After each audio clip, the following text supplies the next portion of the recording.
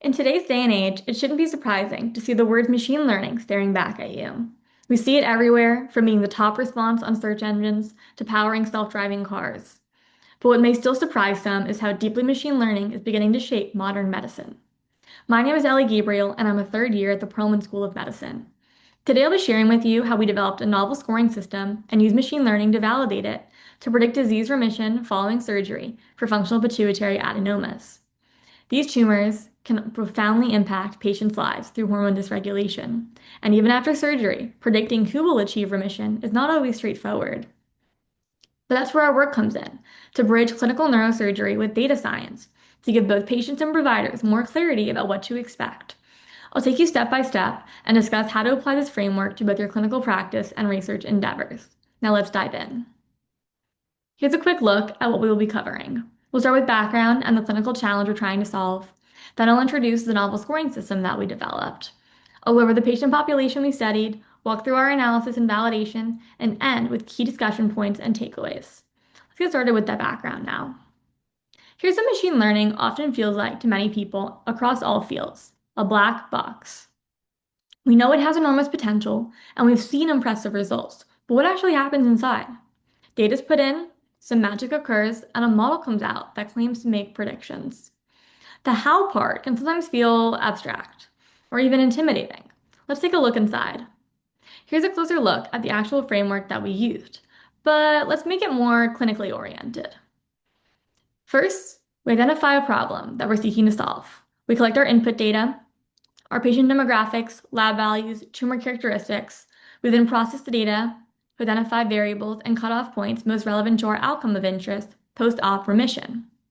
We choose an algorithm, train it to find patterns, validate it, and if we need, we'll revise and retrain to improve performance.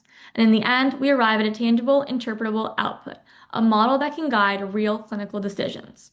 While machine learning can seem mysterious at first, breaking it down piece by piece reveals a structured, data-driven process that we can understand and evaluate just like any other tool that we use in medicine. Before we dive deeper, let's orient ourselves. On the left side of the screen, you can see a sagittal slice of the brain highlighting the pituitary gland, nestled just beneath the hypothalamus and sitting in the sella turcica. It plays a profound role in regulating hormone production. In the middle here, you see a pie chart that shows the distribution of pituitary adenomas by hormone type. You'll see that prolactinomas are the most common, followed by growth hormone among the functional types. These various hormone excess states often lead to the symptoms that cause patients to initially seek care. And on the right, you'll see an intraoperative artistic rendering of pituitary surgery to remove these masses, which is typically done through an endonasal transsphenoidal approach. It's a delicate procedure and requires the coordination of multiple surgical teams, whose goal is not simply tumor removal, but long-term disease remission. From here on out, we're going to walk through our study using the machine learning framework I introduced earlier as a guide. You'll see that framework displayed in the top right corner of the upcoming slide so that you can follow along. Starting with the problem, how can we accurately predict disease remission after surgical resection in patients who have functional pituitary adenomas? Historically, this has been a difficult challenge, primarily because functional pituitary adenomas are clinically diverse. Each subtype, as you saw in the previous slide, whether it's secreting prolactin, growth hormone, or ACTH, despite the same surgical procedure, they come with their own unique endocrinopathy, their own criteria for remission, various symptoms in the patients, and treatment considerations. Most existing studies and prediction tools treat functional pituitary adenomas as a single group, rather than stratifying by subtype. That's what you see in this table here. These analyses show that gross total resection, lack of supracellular extension, and smaller tumor size are significantly associated with remission, but it only looks at pituitary adenomas as a whole, lumping together different conditions. This approach misses the nuance and variation between subtypes, and as a result, clinicians are left with limited guidance when counseling patients individually on their likelihood of remission after a major surgery. Jumping ahead to the final output of our framework, we developed a novel scoring system called PIT-SCHEME. This model integrates common predictive features across all functional pituitary adenomas, things like demographics, imaging findings, surgical extent, pathology, similar to things you saw on the previous table, while also now accounting for the unique hormonal profiles of each adenoma subtype by incorporating biochemical predictors specific to each. The result? a single, intuitive, flexible scoring system that ranges from 0 to 10, where a score of 6 or higher predicts disease remission. PIT scheme offers a standardized but flexible way to guide post-op expectations and potentially inform adjuvant treatment decisions while addressing the diversity that's made functional pituitary adenoma remission so hard to predict until now. Now you're probably wondering, how did we get here? Well, the black box, of course. And in that black box, in this study, we started with our patient population. We looked at patients across 3 Mayo Clinic hospitals across the country from 2006 to 2022, diagnosed with functional pituitary adenoma and who underwent transsphenoidal surgical resection. After some standard filtering of patients, we ended up with a cohort of 392 to evaluate. Of the 392 patients, our adenoma split favored ACTH secreting adenomas, followed by growth hormone and then prolactin. We also included subtypes that were mixed, but still involving growth hormone. Here you see how we prospectively define the diagnostic criteria for these subtypes, as well as the remission criteria.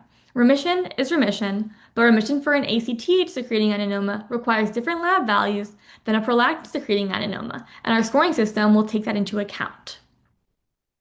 For some context, our data collection included radiographic features such as adenoma size and degree of cavernous sinus invasion or NOPS grade, as well as operative features such as the surgical technique, the resection method, and the extent of resection, with endoscopic, piecemeal, and gross total being the most common in our population. Postoperative complications of interest included CSF leaks, new onset hypopituitarism, diabetes insipidus, and vascular and cranial nerve injuries. We'll come back to biochemical levels since that was the focus of our scoring system. And of course, we collected our outcome of interest, biochemical disease remission. This was achieved most commonly in patients with TSH secreting tumors, followed by ACTH secreting tumors. And the patients with the lowest rate of remission had mixed tumors. Now, in terms of our analyses, I want to point your attention to this graph on the left here, representing all growth hormone secreting subtypes. To orient you, each patient is represented by a circle. The size of the circle correlates to the size of the adenoma. Solid circles have greater cavernous sinus invasion than outline circles, and in terms of remission status, yellow circles represent patients who achieved remission, while blue circles represent those who did not. The X and Y axes are postoperative biochemical lab values. Big picture, you'll notice that remission cases, the yellow circles, are clustered toward the lower left quadrant, suggesting that lower immediate post-op hormone levels are associated with higher likelihood of remission. This raises the next important question, though. What exactly defines a high or a low biochemical value? Or more clinically, what post-op 3-month level of IGF-1 or post-op day 1 growth hormone level puts a patient at a higher risk of not achieving remission? You'll notice a few dark lines drawn across these graphs. These are the cutoff values that we identified. Importantly, these thresholds are not arbitrary. They were determined by evaluating where the split between remission and non-remission most clearly occurred, giving us data-driven biochemical benchmarks to include in our model. Here are the behind-the-scenes stats that led to the determination of those cutoff values. We tested multiple values for each biochemical lab value and accepted the lowest threshold with at least 80% sensitivity. These are the values you saw in the previous graphs, and they're the ones that will be used in the next analyses. Now that we have our cutoff values for the biochemical labs, we can run the final analysis before getting our score. We'll start with univariate analysis. This is your standard chi-square test or logistic regression. The red boxes here represent variables with significant p-values, less than 0.05. Variables that were statistically significant on univariate analysis were then included in a multivariate analysis that corrects for confounding variables. Red boxes indicate increased odds of remission, while blue boxes indicate decreased odds of remission. And the outline boxes are those with a p-value less than 0.05. Notably, when all the patients are taken together, in our first column, demographics and radiological characteristics are particularly significant. And when the patients are separated by subtype in the 3 columns to the right, then the biochemical values are what are driving the likelihood of outcome. With this, it's time to consolidate our results into something tangible. A scoring system, one that incorporates the variables found to be most predictive on analysis and also has a memorable name. The pituitary scheme score considers sex, cavernous sinus invasion, histology, extent of resection, macro or microadenoma, and endocrinological values specific to the functional subtype. 0 to 2 points are given for each measurement, determined based on odds ratio analyses outlined previously, and final scores add up to 10, with a score of 6 or more indicating likely disease remission. This is the final product, the clinical tool that we're proposing. Here you see the scoring system applied to our cohort and the distribution of scores. Again, yellow represents patients who achieved disease remission, and blue represents those who did not. The vertical red line marks the cutoff score of 6. This is the threshold that we identified as offering strong sensitivity for predicting remission. As you can see, this cutoff captures a large proportion of remission cases, and it's also fairly specific, with the majority of non-remission cases, blue, falling to the left of the line.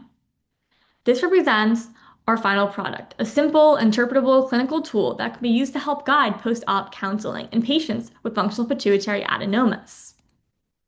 On this final slide, I show how we use machine learning to validate the pituitary scheme scoring system.